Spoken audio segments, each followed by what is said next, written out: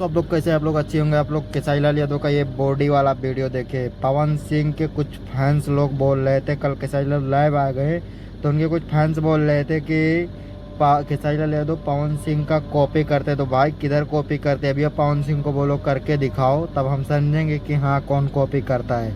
भाई तुम क्या बोल रहे थे, वो गाड़ी में लाइव आए तो लाइव आगे क्या करते क्या नहीं, सब हो गया तो क्या हो गया। ये देखिए, ये भी पवन सिंह को बोलिए करके दिखाए। ये है असली भोजपुरी का स्टार और असली पावर। ये देखिए ये पावर इसको बोलते हैं।